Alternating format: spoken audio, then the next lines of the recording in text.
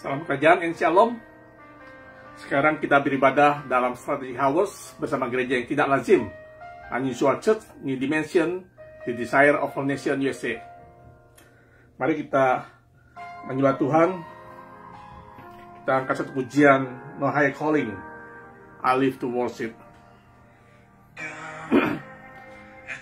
Feel Lord in the most high place, in your presence, Lord, I seek your face, I seek your face.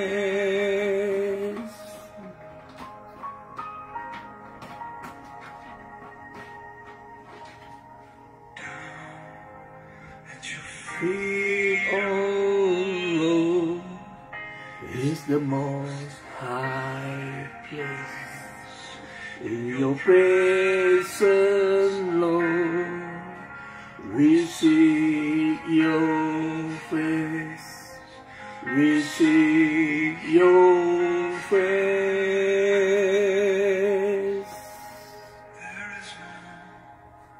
I'm calling, no greater honor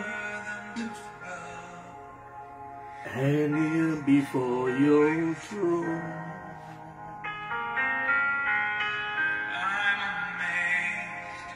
And your glory embraced by your mercy, O Lord, I live to worship you. Yes, I live to worship you. Oh, at your feet, oh Lord, is the most high place. In your presence, Lord, we seek your face. I seek your face.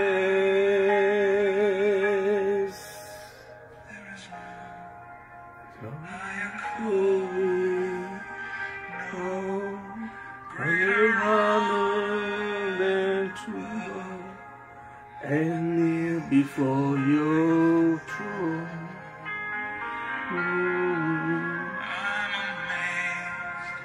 And your glory embraced by your mercy, O Lord, I live to worship you. There is no higher calling, no greater honor than God, and kneel before your throne.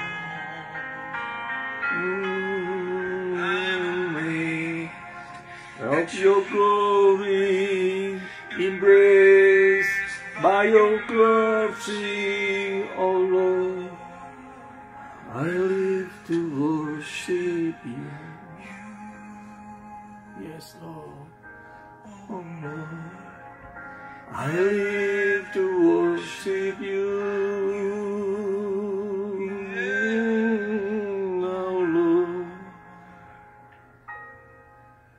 I live to worship you.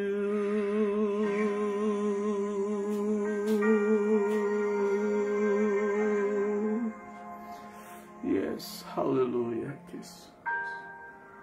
Hallelujah. We live to worship you, Lord. We live to worship you. We live to worship you. Thank you, Lord, for today. Thank you at the end of this year. Di akhir daripada penghujung tahun 2021, Tuhan. Kau sudah memimpin kami, Kau sudah menuntun kami hingga sampai di penghujung tahun 2021.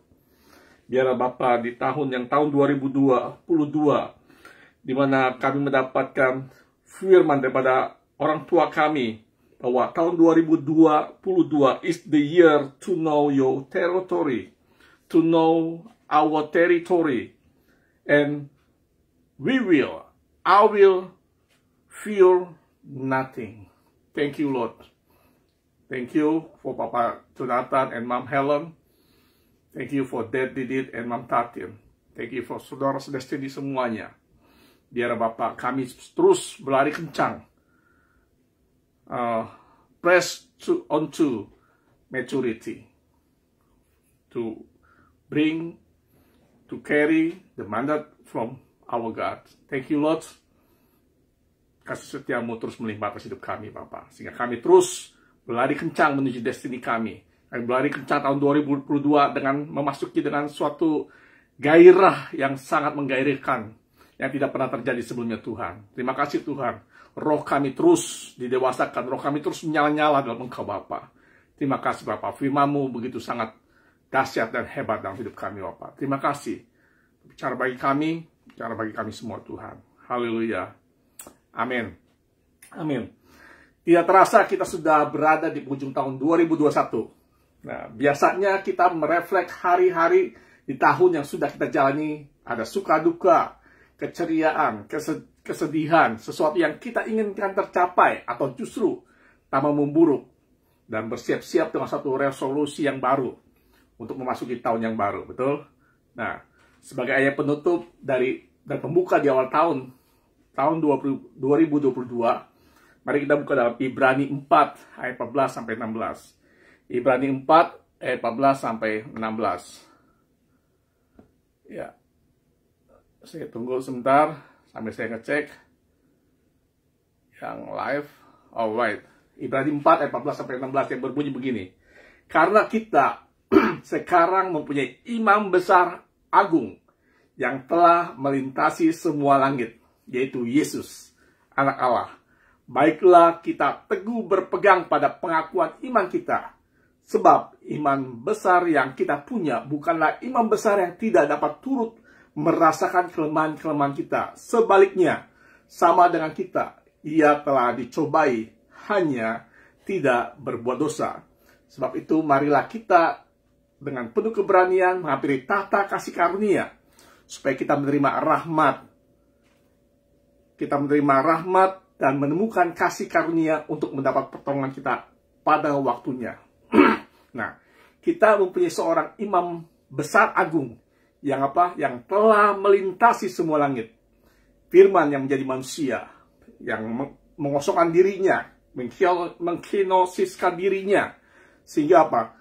Menjadi pola bagi kita, sehingga menjadi teladan. Dan Yesus telah membuktikan bahwa melakukan kehendak Bapa itu menjadi kesukaan dan menjadi nature kita. Sama halnya nature kita perlu makan. Makanannya adalah melakukan kehendak Bapa. Itulah pola Yesus. Karena inti kekristenan bukan untuk menjadi kaya, untuk menjadi terkenal, atau pencapaian-pencapaian lainnya. Nah, sehingga dalam Yohanes 4 ayat 34 dikatakan bahwa kata Yesus kepada mereka, makananku ialah melakukan kehendak Dia yang mengutus aku dan menyelesaikan pekerjaannya. Jangan mengejar manifestasi atau doa dijawab atau mencari mukjizat, pengurapan dan sebagainya. Sebab yang Tuhan inginkan adalah melakukan kehendak Bapa.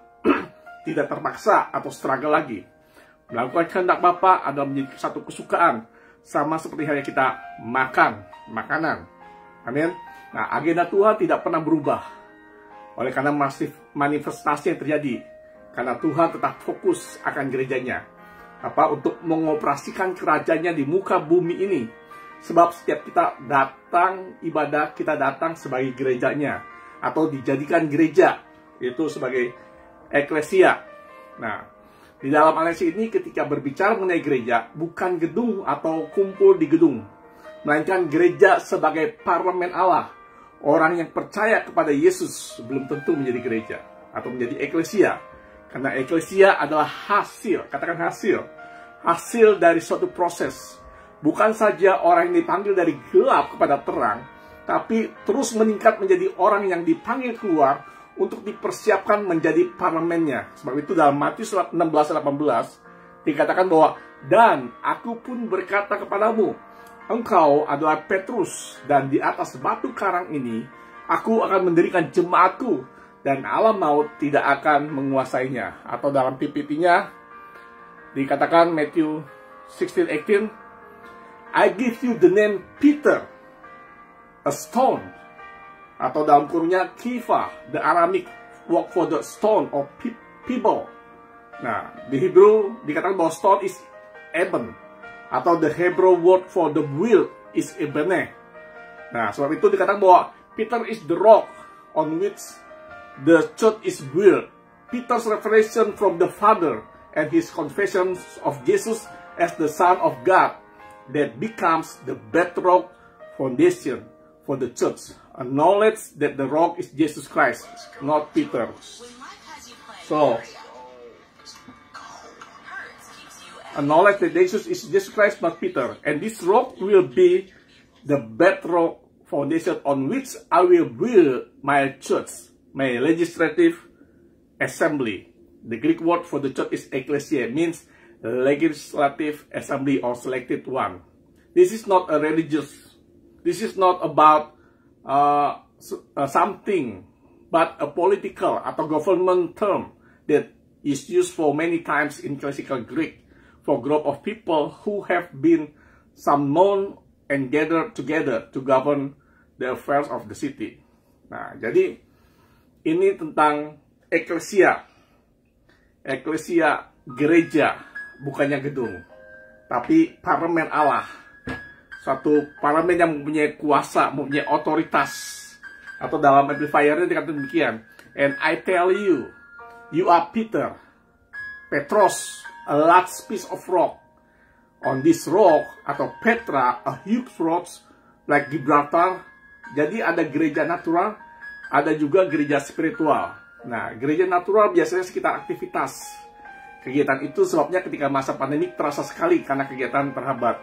Kita sudah melewati COVID-19. Nah, sekarang sudah ada lagi Omicron. Memang tidak separah yang COVID-19, tetapi kita menyadari bahwa pergerakannya sangat cepat sekali. Kita sudah melewati tahun 2019, 2020, 2021, dan kita masuk ke 2022. Kita tidak tahu apa yang terjadi, tapi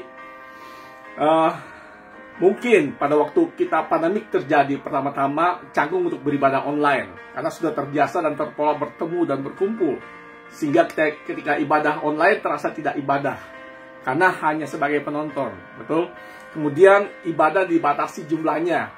Nah, saat ini dibatasi sampai 50% saja jumlahnya. Nah, oleh sebab itu, saya mau katakan bahwa Tuhan hadir di mana saja dan tidak tergantung dengan banyak sedikitnya orang, betul? Nah, kita di Aliansi ini sudah terbiasa dengan namanya live streaming Zoom, sehingga tidak terpengaruh dengan keadaan, tidak terpengaruh dengan situasi, tidak terpengaruh dengan jarak dan waktu. Karena sama halnya kita, surga dan bumi adalah satu. Maka tidak ada bedanya dengan ibadah offline. Tetap semangat, aktif, dan bergelora. Kenapa? Karena esensi mencari Tuhannya sama. Kalau kita, kemarin ini saya berbicara dengan istri saya bahwa kalau kita membayangkan bahwa kita berada di tahtanya Allah beribadah, wow, betapa dahsyatnya. Karena tidak ada lagi yang namanya main-main. Tidak ada lagi yang namanya kita malas-malasan untuk beribadah. Karena ibadah itu bukannya menunaikan ibadah, tapi ibadah itu kita bertemu dengan Tuhan. Kita menikmati hadiratnya. Dan bahkan dikatakan bahwa kalau kita menikmati hadirat Tuhan, kita tidak terasa bahwa begitu sangat indah, intim. Nah, kalau kita tahu, mengerti esensi daripada ibadah, maka firman Tuhan di Paulus berkata bahwa kalau engkau tahu akan kekuatan ibadah, maka kita akan mengetahui tentang power dari ibadah itu sendiri. Betul? Nah, sama halnya ketika sharing firman kepada anak rohani, itu juga menjadi kesukaan. Karena bukan cuma sharing, tapi apa? Mentransformasi roh dan kehidupan. Ketika saya sampaikan ini, bahwa ini adalah tentang mentransformasi kehidupan, bukan hanya sembarang firman, tapi firman yang membangun. Di dalam aliansi ini bukan bicara tentang berkat, bukan bicara tentang hal-hal yang meninakbobokan. Saya mau katakan di dalam firman Tuhan, ketika suatu waktu Yesus berada dengan murid-muridnya, murid-muridnya bertanya, "Guru, satu tanda apakah daripada akhir zaman ini?" Dan Yesus menjawab bahwa hanya satu tanda daripada akhir zaman ini, yaitu apa? Tentang mislead. Nah, mislead artinya apa? Membelokkan atau dipimpin dengan cara yang salah. Saya mau katakan, saya teringat dengan waktu masih kecil, ada satu cerita tentang keluarnya bangsa Israel oleh Raja Fir'aun. Mereka menghalang-halangi dengan berbagai macam cara. Nah, saat ini mungkin kita bebas untuk melihat, untuk menyaksikan atau menikmati YouTube dari berbagai macam dari para pendeta, mungkin yang terkenal, yang top-top, yang hebat-hebat, yang kita sukai. Tetapi ingat, saya mau katakan bahwa kita bukan mendengar firman sembarangan hanya untuk menikmati atau hanya untuk menghabiskan waktu. Tapi kita harus punya tujuan mengapa kita harus mendengar firman. Sebab inti daripada firman adalah ada 4. Yaitu 1, untuk mengajar, dalam 2 Timotius 3 ayat 16, untuk mengajar. Yang kedua apa? Untuk menyatakan kesalahan. Ketiga apa? Untuk memberikan jalan atau memberikan kepada kebenaran. Sehingga melalui firman Tuhan ditujukan tentang untuk menuju kebenaran itu sendiri. Amin. Nah, karena saya juga pernah menjadi pengkhotbah undangan, dan ada beberapa kali juga karena ada rekan hamba Tuhan yang berhalangan atau sesuatu.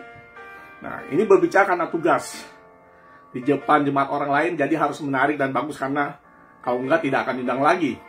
Bahkan patokannya kalau diundang lagi berarti jemaatnya atau gembalanya cocok atau suka. Tapi kalau tidak undang berarti gembalanya tidak cocok atau tidak suka dengan kita lagi. Nah, kita bisa mendeteksi jemaat jenis apa dari khotbah macam apa yang suka didengar. Betul? Nah, hati-hati. Roh itu contagious, atau roh itu kontaminasi, menular lebih dari COVID, mematikan. Tapi sejak terkoneksi dengan aliansi ini, hidup kita harus clean, clear, and pure. Memberitakan firman tujuannya bukan untuk mendapatkan uang atau mendapatkan uang dengan memberitakan firman. Beda gak antara kita mendapatkan uang, memberitakan firman tujuannya untuk mendapatkan uang, atau kita mendapatkan uang dengan memberitakan firman. Nah, sedangkan gereja spiritual dalam Matius 16 dikatakan bahwa my church, kepada Petrus, akan membangun gereja spiritual dengan Yesus sebagai dasar bangunan dibangun, yaitu eklesia, yaitu parlemen Allah. Nah, sebagai legislative assembly, keputusan surga diputuskan di bumi. Apa yang kita ikat di bumi terikat di surga juga. Nah, Matius 16 ayat 11 dikatakan bahwa kepadamu akan kuberikan kunci kerajaan surga. Apa yang kau ikat di dunia akan terikat di surga. Wow, itu ada suatu kuasa yang dahsyat sekali. Dan apa yang kau lepaskan di dunia akan kau lepas di surga. Jangan gunakan ayat ini untuk sembarangan, atau kita berdoa sembarangan. Wah, kalau kita lepaskan di bumi maka lepas di surga, akan kita diikat di bumi akan diikat di surga. Tapi ini adalah tentang apa?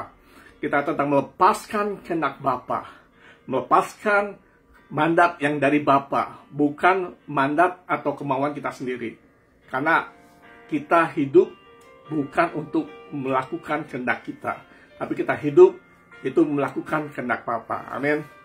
Nah, dikatakan dalam Matius 16 ayat 11 NASB, I will give you the keys of the kingdom of heaven, and whatever you bind on earth shall have been bound in heaven, and whatever you loose on earth shall have been loosed in heaven.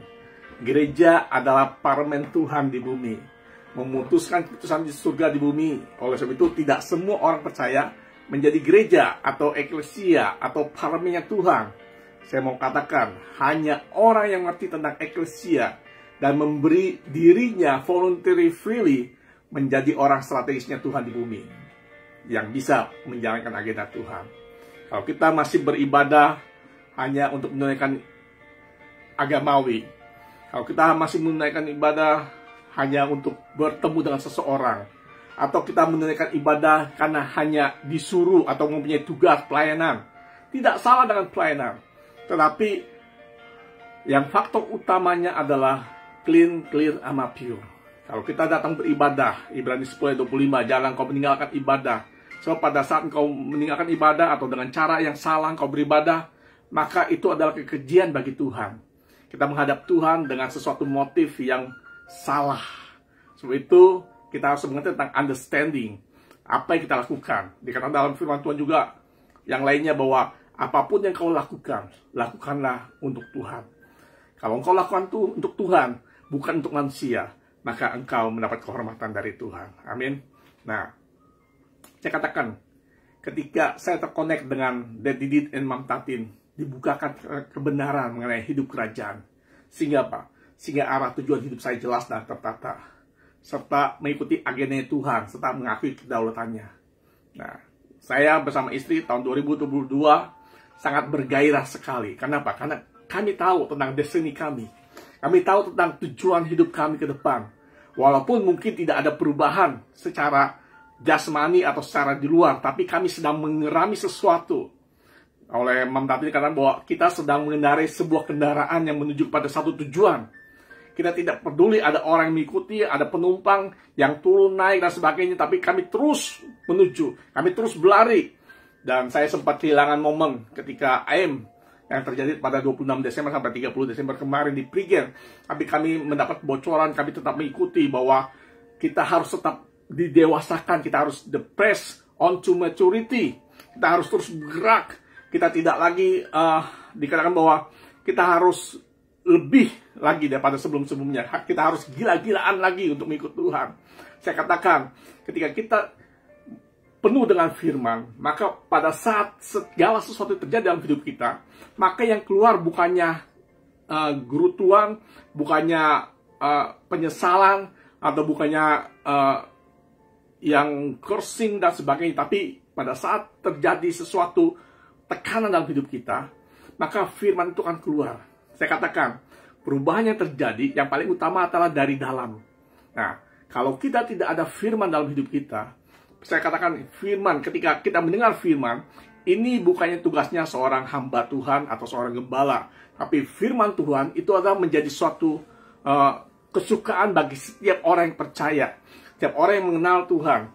Bukan berarti bahwa kita harus terus berjam-jam untuk mendengar firman, sehingga tidak melakukan atau melalaikan tugas kita sebagai orang tua, sebagai pegawai, sebagai pengusaha dan sebagainya. Tidak, saya mau katakan bahwa pada saat kita memprioritaskan apa dalam hidup kita, itulah yang menjadi tujuan hidup kita. Pada saat kita memprioritaskan firman Tuhan dalam hidup kita, saya mau katakan, tanpa firman tidak akan pernah terjadi sesuatu dalam hidup kita. Maka dengan firman, kita bisa dirubah. Dikatakan kemarin saya mendengar firman bahwa dengan firman dari Amsal 4 ayat 20-24 dikatakan bahwa ketika firman dilepaskan, firman menjadi kebenaran, maka firman itu bisa menyembuhkan penyakit kita, bisa menyembuhkan tubuh kita. Jadi melalui firman, tanpa firman tidak akan sesuatu yang terjadi. Mungkin bisa saja engkau di luar kebenaran ini bisa berkata bahwa saya punya uang, kalau saya sakit saya bisa beli obat, kalau saya sakit saya bisa pergi ke dokter. Betul, tapi saya mau katakan lebih dahsyat lagi kalau engkau ada firman dalam hidupmu. Di dalam hidupmu ada firman, maka tidak ada sesuatu yang akan dapat menghalangi hidupmu. Karena apa? Karena melalui firman kekuatan Allah itu menjadi sangat kuat. Ingat bahwa kita adalah manusia roh, mempunyai jiwa dan tinggal dalam tubuh. Dan kita yang sudah percaya pada Yesus, ingat ada Yesus, ada Kristus dalam roh kita. Ada Kristus DNA, ada DNA Kristus dalam hidup kita. Itulah yang menjadi Christ in us, the hope of glory. Kristus dalam kami, dalam kita, itu adalah pengharapan kemuliaan. Nah, saya mau teruskan lagi. Kita dipersiapkan menjadi gereja.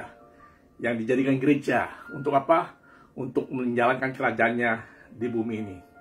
Kita tidak menunggu kedatangan Tuhan yang kedua, tapi kita perlu mempersiapkan gerejanya yang kedua. Kenapa? Karena gereja masa depan adalah masa depan gereja. Dalam Wahyu 1 ayat 1 dikatakan bahwa Inilah wahyu Yesus Kristus yang dikaruniakan Allah kepadanya, supaya ditunjukkannya kepada hamba-hambanya apa yang harus segera terjadi, dan oleh malaikat-malaikatnya yang diutusnya. Ia telah menyatakannya kepada hambanya Yohanes. Nah, kitab Wahyu adalah kitab tentang wahyu Yesus Kristus, bukan wahyu antikris. Ini yang disebut mislead dan spiritual error. Di Wahyu sudah jelas takdirnya iblis, yaitu apa? Dihukum. Kita sebagai anaknya memerintah bersamanya. Saya mau katakan bahwa kedatangan Tuhan atau terjadinya antikris itu bukan daripada Tuhan itu sendiri, tapi ada campur tangan kita. Pada saat kapan? Pada saat Roh Kristus di dalam kita didewasakan, sehingga menjadi anak-anak yang dewasa atau hios yang akan apa? Yang akan menarik daripada si iblis. Nah, pada waktu iblis ditarik dari the heavenly atau the heavenly forces, maka dia akan tidak punya tempat lagi di heavenly places. Heavenly places ini bukan surga, tapi langit tingkat kedua. Pada saat dia tidak mempunyai tempat, maka dia akan turun ke bumi. Nah, pada waktu dia turun ke bumi, maka dia butuh tubuh. Dia meniru daripada pekerjaannya Kristus. Dia perlu tubuh. Nah, pada saat itulah akan terjadi namanya antikris. Karena tubuh, ketika manusia digunakan iblis, maka manusia itu akan menjadi sangat jahat sekali. Nah, itulah terjadinya antikris. Jadi yang membuat antikris dipercepat atau tidak adalah kita sebagai gereja, sebagai eklesia, sebagai parlemennya Allah, sebagai anak-anak yang hios, bukannya teknon lagi. Sebab itu kita harus the press on to maturity. Sehingga apa? Sehingga kita mempercepat kedatangan Tuhan. Jangan takut dengan kedatangan Tuhan. Karena apa? Karena kita sudah tahu bahwa takdirnya iblis adalah dihukum. Kita sebagai anaknya memerintah bersamanya. Maka itu jangan mau dipengaruhi atau ditipu dengan takdirnya si ular tua. Perhatikan dan hati-hati dengan namanya spirit of error. Kalau ada yang mengajarkan wahyu dan membuat kita bingung dan takut, itu berarti Injil yang lain. Kalau Injil yang lain berarti ada Kristus yang lain. Dan pasti juga roh yang lain juga.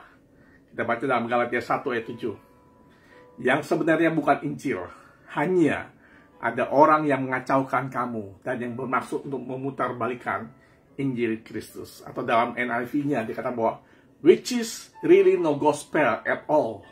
Evidently some people are throwing you into confusion and are trying to pervert the gospel of Christ. Ingat, Kristus ini bukan Kristus yang bersama Bapa yang ada di surga, tapi Kristus yang ada dalam kita, yaitu DNA Kristus. Sebab itu dalam 2 Korintus 11 ayat 4 dikatakan bahwa sebab kamu sabar saja jika ada seorang datang memberitakan Yesus yang lain daripada yang telah kami beritakan atau oleh Paulus, atau memberikan kepada kamu roh yang lain daripada yang telah kamu terima, atau Injil yang lain daripada yang telah kamu terima.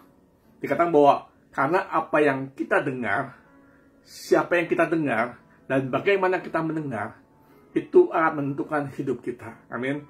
Nah, bila kita sering mendengar berita dibanding firman kebenaran, maka sudah dipastikan kita akan banyak tahu tentang perkembangan COVID, atau bahaya COVID, atau apa yang terjadi, atau macam-macamnya. Nah, apakah tidak perlu? Saya katakan bukan tidak perlu, tapi tidak penting. Kadang-kala kita dipengaruhi oleh berita-berita yang banyak sekali menyesatkan, banyak sekali yang membuat kita down dan sebagainya. Sebab itu saya mau katakan, pada saat engkau down, pada saat engkau khawatir, kuatkan dengan firman Tuhan. Dengan firman Tuhanlah, itulah sumber kekuatan kita. Bukan berarti kita tidak perlu mendengar berita atau tidak mau tahu sama sekali. Itu semua sifatnya hanya informasi. Katakan informasi, tidak mentransformasi hidup kita. Kita tidak bisa ditransformasi oleh kehidupan kita. Mungkin dengan informasi. Mungkin dengan informasi itu membuat kita menjadi tambah takut, menjadi kita khawatir, menjadi kita was-was dan sebagainya. Tapi saya mau katakan, melalui firman, maka hidup kita bisa ditransformasi. Saya pastikan siapa yang kita dengar, jika kita mendengar petinju, jangan mendengar dari instruktur renang. Tidak ada salah dengan instruktur renang, Atau jika kita ingin berenang, dengar dari semua instruktur pelatih bola atau pelatih sumo atau pelatih yang lainnya. Tidak ada salah dengan yang lainnya. Tetapi saya mau katakan, pada engkau beribadah, pada engkau mendengar firman, engkau harus tahu apa tujuan yang engkau mendengar firman. Kalau mendengar firman hanya untuk mengenakan telingamu saja, maka itu salah. Tapi pada saat engkau mendengar firman, maka engkau dirubahkan, engkau ditransformasi. Ada satu regulasi, ada satu perubahan dalam hidupmu. Pada saat ini, kita mengalami resolusi tahun 2022. Dan saya yakin percaya, 60-70% orang yang melakukan resolusi tahun 2021 untuk dari tahun 2020 ke 2021. Hanya mungkin 30% yang berhasil melakukan resolusi itu sendiri. Tapi berapa banyak yang gagal untuk melakukan atau memenuhi resolusinya. Tapi saya mau katakan, di tahun 2022, kita harus mempunyai resolusi, bukan secara jasmani, bukan secara fisik atau secara pencapaian-pencapaian, tapi mari kita membuat satu resolusi bahwa saya harus dekat lagi dengan Tuhan. Saya ingatkan, satu kali akan ada yang namanya masa fail money, uang tidak berarti lagi. Kita lihat sekarang, saya kemarin melihat teman saya di Indonesia, dia mengatakan bahwa, wow, kali ini saya membeli telur paling mahal, sebesar 33.000 per kilo. Saya tidak tahu berapa sebelumnya telur di Indonesia. Sebelumnya saya tidak tahu berapa rupiah. Tapi dikatakan ini adalah telur yang termahal yang saya beli selama saya hidup. 33.000 per kilo. Wow. Coba bayangkan. Dan saya lihat juga di Amerika terjadi. Saya tahu dulu beli beras 25 lips ya. 25 lips atau 50 lips cuma sekitar 20 atau 30 dolar. Tapi sekarang 50 lips itu sampai 40 dolar. Coba bayangkan. Terus bensin juga. Dulu masih 1,99, sekarang udah 4 dolar. Bahkan di California sampai 7 dolar saya dengar. Jadi ada satu saatnya. Nah, melalui orang tua rohani kami diingatkan bahwa di 2-3 tahun ke depan kita harus benar-benar bijaksana. Dikatakan bahwa dalam Wahyu juga bahwa yang paling utama adalah hikmat. Nah, sebab itu kita harus tahu tentang menjadi seperti kayak Kristus. Menjadi seperti Kristus apa? Dikatakan bahwa kita harus menjadi increasing in what? In wisdom, increasing in stature, increasing in favor of God and people. Jadi kita harus terus didewasakan. Kita harus bertambah-tambah. Bukan bertambah kekayaan. Tidak salah bertambah kekayaan. Tidak salah bertambah rumah. Tidak salah bertambah mobil. Tidak salah untuk pencapaian. Tetapi yang paling perlu adalah kita harus increasing in wisdom, increasing in stature, increasing in favor of God. Amin. Nah, saya mau katakan bahwa kita harus membangun dan mendewasakan manusia roh kita. Terus terang, melalui Bapak Rohani yang orang tua saya tidak terkenal. Bapak Rohani saya tidak terkenal. Tidak pernah keliling dunia. Mungkin. Yang setahu saya, pernah ke Malaysia sering. Karena Bapak Rohani di Malaysia atau ke Amerika sebelum terkonek dengan kebenaran ini. Pernah bertemu tahun 2007 dengan Bapak Rohani. Dan tidak pernah, jarang keliling dunia. Tapi satu saat dia akan berkeliling dunia karena ada anak-anak rohaninya di Eropa, di mana lagi, di Malaysia, di Prancis, saya nggak tahu di mana lagi, tapi di Amerika pasti satu saat sesuai waktunya Tuhan. Amin. Nah, tapi dengan kehidupan Bapak Rohani kami merasa dampak. Kami baru terkonek 1 tahun kurang lebih, tapi ada satu dampak, ada suatu perubahan hidup yang kami alami. Kehidupan rohani kami terus bertambah-tambah naik. Kehidupan kami mulai memasuki yang namanya nothing to fear, nothing to worry. Bukan berarti saya tidak lepas dari masalah, bukan berarti saya tidak ada masalah. Masalah tetap ada, tapi saya memandang dengan cara perspektif yang dari kerajaan surga. Itulah yang membuat kita dapat hidup dengan rest. Bukan rest in peace, tapi rest on peace, on God's presence, and in God presence. Kita harus hidup rest. Sebab itu Tuhan itu yang Tuhan janjikan sebenarnya. Tuhan pernah berkata bahwa marilah kepadaku semua yang letih lesu, aku akan memberikan rest kepadamu. Rest itu bukannya karena kalau kita punya uang banyak, kalau kita tidak punya masalah. Ingat, saya katakan bahwa masalah tetap ada selama kita masih hidup. problem tetap masih ada selama kita masih hidup. Ya, saya mau katakan jangan takut dengan masalah. Tapi saya mau katakan juga bahwa kita tidak didewasakan oleh karena kita punya problem. Kita tidak didewasakan oleh karena kita punya masalah. Tidak. Sebab kalau kita didewasakan oleh karena kita punya masalah, ya minta saja sama Tuhan. Banyak masalah supaya apa? Supaya kita didewasakan. Itu ada cara pandang yang salah. Atau juga saya mau katakan bahwa apa yang dari Tuhan itu selalu baik. Selalu baik. Jadi tidak pernah Tuhan memberikan sesuatu yang buruk dalam hidup kita. Atau dikatakan bahwa, oh ini penyakit dari Tuhan. No. Di dalam diri Tuhan tidak pernah ada sesuatu yang buruk. Dia selalu baik. Sesuatu yang sangat baik dikatakan dalam hidupnya. Ketika Tuhan menjadikan bumi dan segala isinya, Tuhan berkata bahwa segala sesuatu yang diciptakan adalah baik adanya. Jadi tidak ada keburukan. Kalau itu terjadi penyakit, itu bukan, saya katakan, bukan berasal dari Tuhan. Kalau itu penyakit berasal dari Tuhan, kita tidak perlu mendengking, atau kita tidak perlu berdoa supaya penyakit itu diangkat. Kenapa? Karena itu dari Tuhan. Kalau bilang bahwa penyakit itu dari Tuhan, tapi saya mau katakan, biar kita tetap setia pada Tuhan. Walaupun engkau saat ini sakit, engkau tidak kunjung sembuh, jangan takut. Jangan menjadi gelisah, menjadi down dalam hidupmu. Kenapa? Karena ada Tuhan. Tuhan yang namanya Immanuel. Tuhan Immanuel bukannya Tuhan yang ada di sana bersama dengan kita. Bukan. Tapi karena ada Kristus dalam kita. Itulah Immanuel. Kemana kita berada, Tuhan ada selalu bersama dengan kita. So itu kalau kita punya awareness bahwa namanya Immanuel. Sebutkan orang bahwa namanya Immanuel. Tuhan beserta kita. Bahkan tidak sejengkal pun dia menjauh daripada kita. Tidak sejengkal pun ada satu jarak antara kita dengan Tuhan. Kenapa? Karena Kristus ada di dalam kita. Sebab itu dalam Roma dikatakan bahwa kalau Roh Kristus ada dalam engkau, maka engkau adalah miliknya Allah.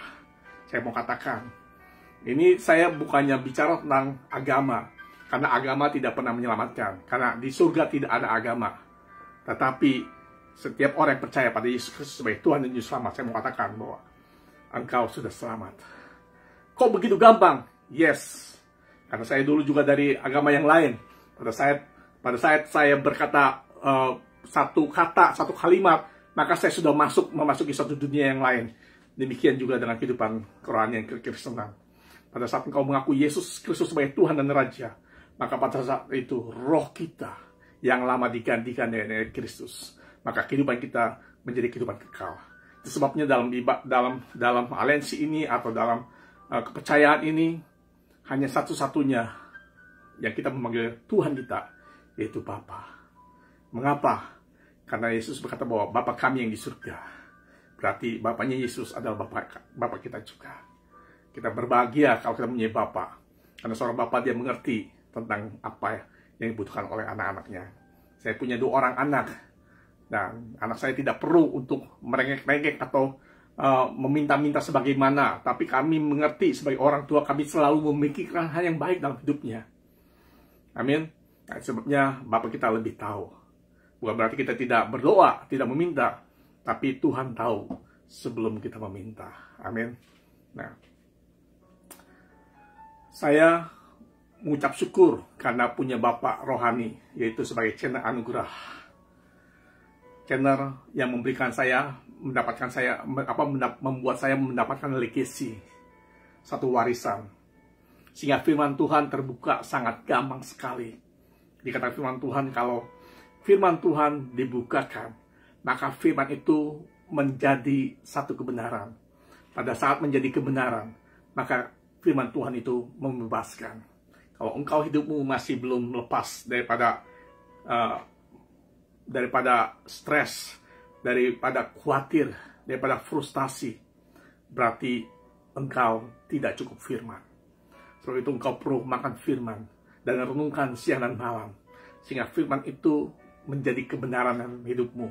Maka firman itu menjadi satu hidup, menjadi roh dan hidup dalam hidup kita.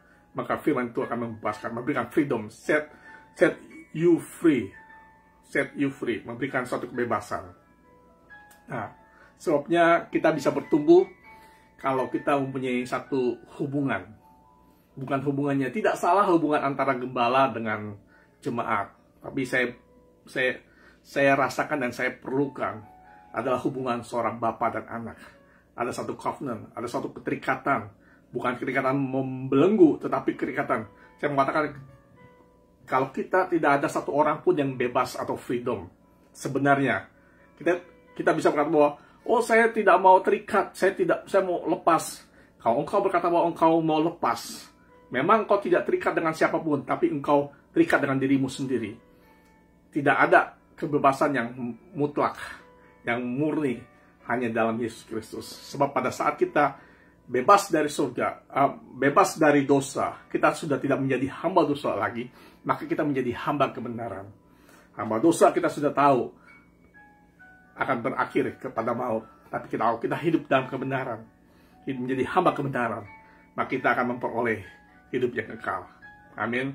Sebab itu di tahun 2022, mari kita set goal kita dengan sesuatu yang rohani. Bukan menjadi orang yang rohaniawan, bukan. Tapi kita perlu, karena di tahun 2-3 tahun ke depan, bahkan sampai 18 tahun ke depan akan suatu masa yang sangat sukar sekali. Nah, sebabnya hanya orang yang berdiri di atas firman lah yang dapat kuat, bisa menghadapi segala sesuatunya. Bisa lihat bahwa kehidupan saya tetap ceria, kehidupan saya tetap bersemangat, kehidupan saya tetap bergairah mencari Tuhan. Tidak ada satu penurunan. Istilah kata, ada orang berkata bahwa, ya saya naik, walaupun saya turun, naik tidak. No. Saya katakan bahwa pada saat kita mengikut Tuhan, kita harus dari glory to glory. Jalan hidup orang benar daripada kekuatan pada kekuatan. Itulah yang harus dialami kalau kita mengalami atau hidup dalam firman. Nah, sebab itu, saya katakan bahwa dalam aliansi ini, banyak sekali dari sinode, dari berbeda tata cara ibadah. Tapi satu dalam doktrin, yaitu apa? Apostolik. Doktrin apostolik, yaitu doktrin Kristus. Mendengar dari sumber yang jelas. Karena seperti yang saya katakan, apa yang kita dengar, itulah yang akan kita katakan. Dan membentuk hidup kita. Kita mendengar apa yang menarik perhatian kita, betul? Nah, tapi sesuatu yang bertengah hati kita, biasanya kita abaikan untuk ignore. Jika mendengar firman, masih bisa berkata, itu kan cocoknya buat si A, itu kan cocoknya buat si B. Saya mau katakan, setiap firman yang kita dengar, itu buat kita, membuat semakin kita antusias, semakin banyak yang kita tangkap dan singkapkan. Robohkan stronghold, pola lama kita yang menentang firman. Seperti itu. Mana bisa begitu, mana bisa begini. Nah, mau mendengar firman, tapi saya mana ada waktu, saya kan harus kerja dan sebagainya. Itu namanya stronghold. Itu hanya akan mengganggu dan menghambat firman untuk mengerjakan hidup kita. Mari, set roh kita untuk sesuatu yang higher life. Dalam Kolose 3 ayat 1-4 dikatakan bahwa, karena itu, kalau kamu dibangkitkan bersama dengan Kristus, carilah perkara yang di atas, di mana Kristus ada, duduk di sebelah kanan Allah. Atau dalam Amplified Classic ini dikatakan bahwa, if then you have been raised with Christ to a new life.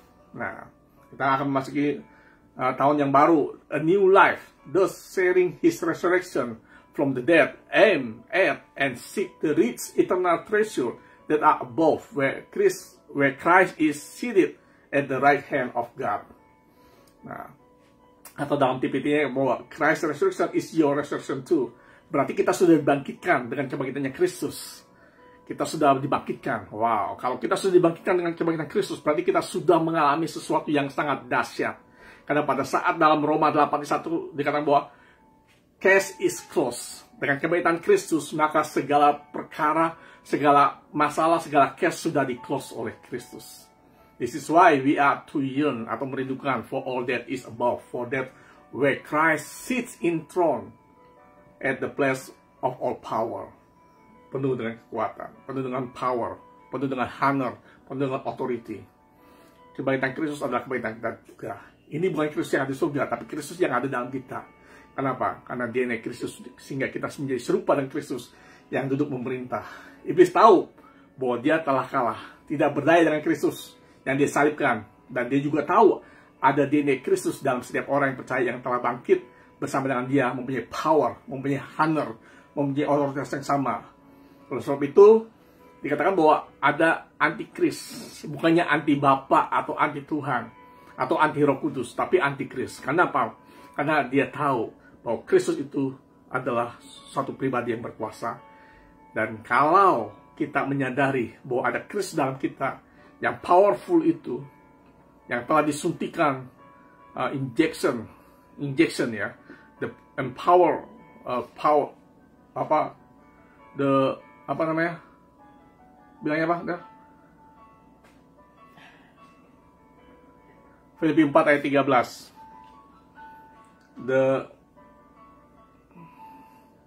Can you read it? Filipi 4:13. And I find. Coba, Mam, udah lama nggak mendengar suara ini. And I find that the strength of Christ, explosive power infuses me to conquer every difficulty. Wow. Kelihatan bahwa apa? The explosive power of Christ sudah disuntikan ke dalam kita, sehingga kita bisa conquer all difficulty. Nah, kita perlu mempersiapkan hidup kita didewasakan dengan firman dan Roh Kudus. Dalam Roma 8 ayat 26, TPT-nya dikatakan bahwa, and in a similar way, the Holy Spirit takes hold of us in our human frailty to empower us in our weakness. For example, at times we don't even know how to pray or know the best thing to ask, but the Holy Spirit rises up within us to super intercede. Nah, dikatakan bahwa ini bukannya pada saat kita mengalami kesulitan, Roh Kudus berdoa, Roh Kudus yang berdoa, kita diam saja. Bukan seperti itu. Dikatakan bahwa ini dalam apa? Emotional side to deep atau groaning. Nah, ada 3 hal yang groaning ini. Itu apa? Bukannya groaning kita berkeluh kesah tentang kesulitan kita. No. Dikatakan dalam Ibrani, dalam apa tadi? Dalam Roma ayat 26. Roma 8 ayat 26. Dalam bahasa Inggris, dalam bahasa Indonesia saya baca demikian. Roma 8 ayat 26. Dikatakan bahwa dan demikian juga Roh membantu kita dalam kelemahan kita, sebab kita tidak tahu bagaimana sebenarnya harus berdoa. Tetapi Roh sendiri berdoa untuk kita kepada Allah dengan keluhan-keluhan yang tidak terucapkan. Nah, keluhan-keluhan yang tidak terucapkan ini dalam bahasa Inggris namanya groaning, emotional sides to deep. Ini keluhan-keluhan ini bicara tentang apa? Ada 3 hal dalam TPT dijelaskan. Ada creation groans for the glorious freedom of God's children. Dia Roh Kudus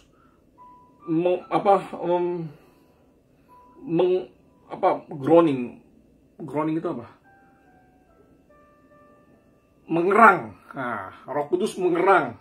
Mengerang karena apa? Karena for the glorious freedom of God's children, untuk membebaskan untuk membawa kemuliaan, pembebasan kepada anak-anak Allah.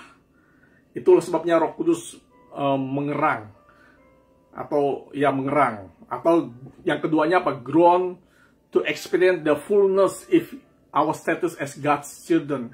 Jadi sebagai anak Allah dia mengerang, experience fullness if our status as God's children. Yang ketiga apa? Groan for our complete destiny to be fulfilled. Nah, jadi groaning atau mengerang untuk melengkapi tujuan kita sebagai pemenuhan sebagai anak-anak Allah. Itulah sebabnya Roh Kudus mengerang. Bukan mengerang karena kita susah, bukan mengerang karena kita tidak punya uang, atau kita mengerang karena ada tagihan bil-bil yang harus dibayar, bukan. Tapi untuk membentuk manusia, roh kita menjadi anak-anak dewasa sempurna dalam kehidupan kita. Amin. So itu Paulus mengatakan caranya adalah dengan ayat yang kedua, pikirkanlah perkara yang di atas, bukan yang di bumi. Atau dalam Kolose 3 ayat 2 Amplified Classic yang bahwa, and set your mind and keep them set on what is above, the higher things, not on the things that are on the earth.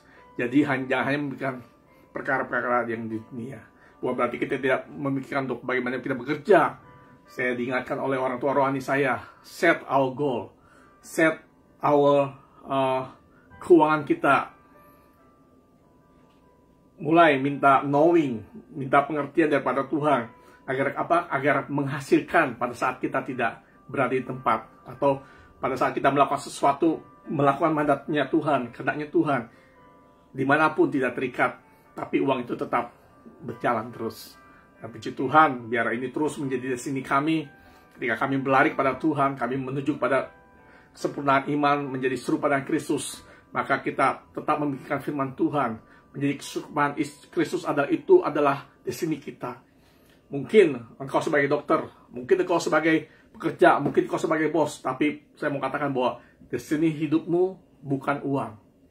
Destinasi akhir daripada hidupmu bukan uang. Destinasi akhir daripada hidupmu bukan hanya anak. Destinasi akhir daripada hidupmu bukan hanya mempunyai rumah, tapi destinasi akhir daripada hidupmu apa? Melakukan kehendak Tuhan. Itulah destinasi akhir hidup kita. Set your mind.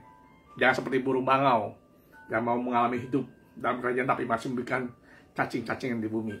Set your mind itu bukan berpikir positif dan berkata, aku bisa, aku kuat. Tapi set your mind dimulai dari roh. Harus naik level. Mungkin yang di luar alias ini akan mengejek naik level, sok pede. Kan Tuhan yang nilai, itu betul. Karena penilaian atau ukuran kita bukan diri kita sendiri atau orang lain. Tapi apa? Kepada Yesus sendiri, pada Kristus sendiri, pada Bapa kita sendiri. Itulah ukurannya. Ukuran yang kita pakai adalah ukuran Bapa. Amin. Tapi sebenarnya kita juga bisa tahu. Sama halnya kita menua, nggak perlu Tuhan yang kasih tahu, betul? Wah, saya sudah mulai ada keriput. Nggak perlu Tuhan kasih tahu. Kamu sudah tua, sudah keriput. Tidak perlu. Karena kita sudah punya. Kita sebagai tubuh, kita punya namanya panca indera. Bukan Pancasila, tapi panca indera. Sebagai orang Indonesia tahu Pancasila. Tapi saya mau orang bahwa kita sebagai keadaan tubuh, kita punya panca indera. Ada perasa, ada pendengar, ada penciuman, ada pelihat, ada apa lagi? Ada penciuman, pemata, ya ada 5 indera lah. Tapi kita di dalam manusia roh kita juga ada tiga indera yang dipakai oleh Tuhan, yang gunakan Tuhan untuk kita bisa mendeteksi atau mendiscern spirit itu sendiri. Nah, hanya di aliansi inilah diajarkan. Karena melalui Bapak Rohani itu menjadi satu legacy, menjadi warisan kita. Nah, karena naik level apa? Itu sikap mendengar firman atau respon, bukan reaksi. Sikap menghadapi masalah atau situasi. Itu kita akan tahu tentang kita sudah naik level atau belum. Ketika mendengar firman, kita masih melawan firman, kita harus mempertanyakan firman, kita masih tidak percaya pada firman, berarti kita belum naik level. Kita mendengar firman, menyukai. Kita hanya mendengar firman, oh saya sudah mendengar itu, saya sudah tahu itu, saya sudah tahu, setahun yang lalu saya sudah pernah dengar, saya sudah tahu. Itu berarti kita masih belum naik level. Sebab apa?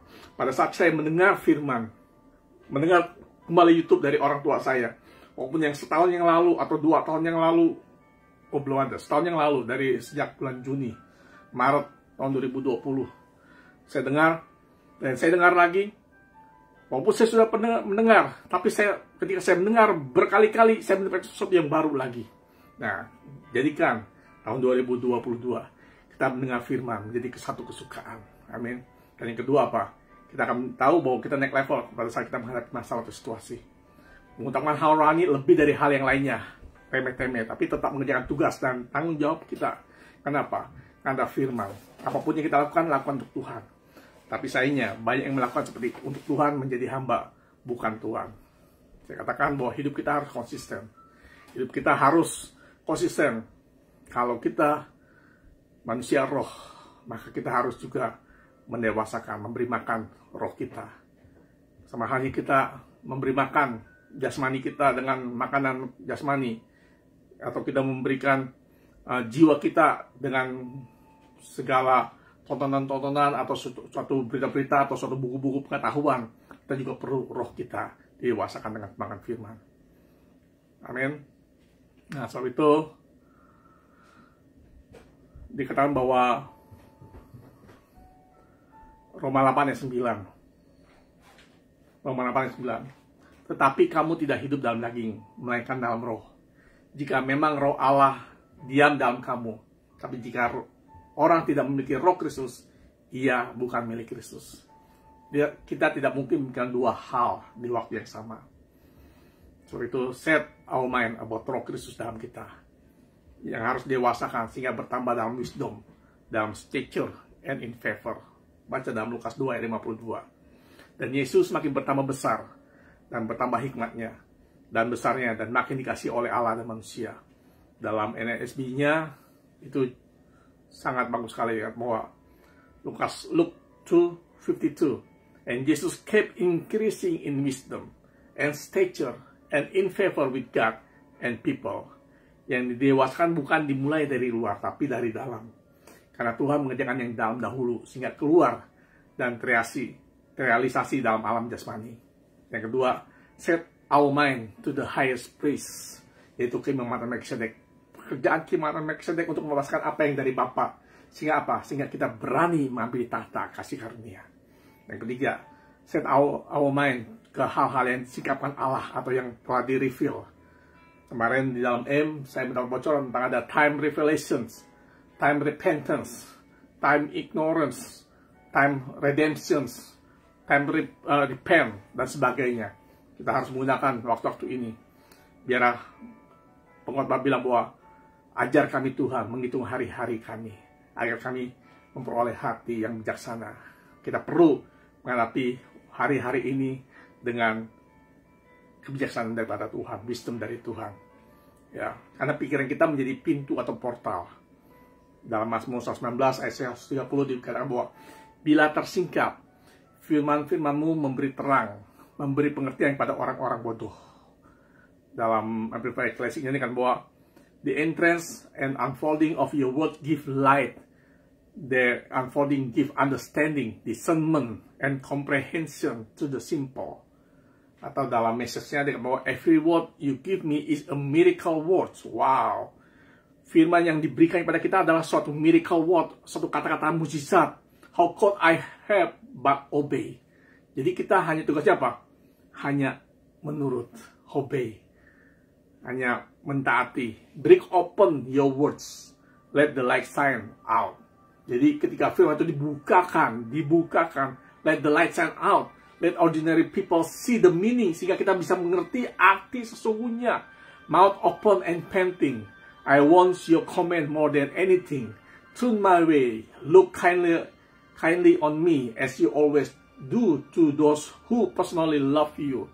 Steady my step with your words of promise, so nothing maligns get the better of me. Rescue me from the grip of Batman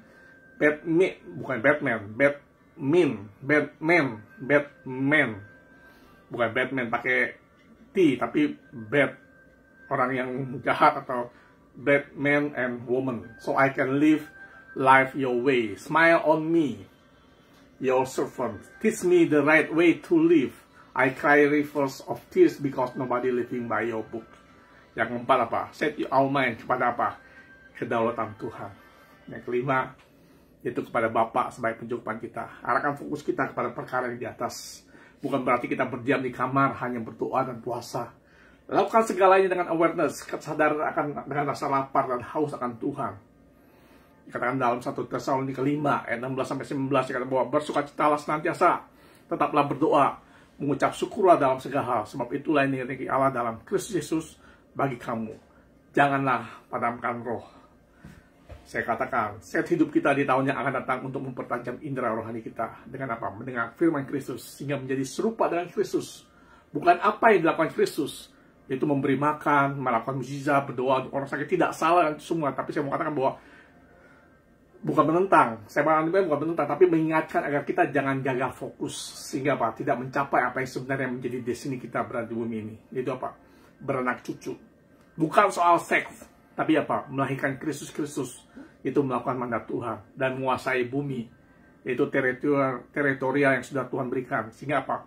Mempermudah hidup kita melakukan kehendak Bapa. Saya ingatkan sekali lagi bahwa the year 2022 to know is the year to know our territory.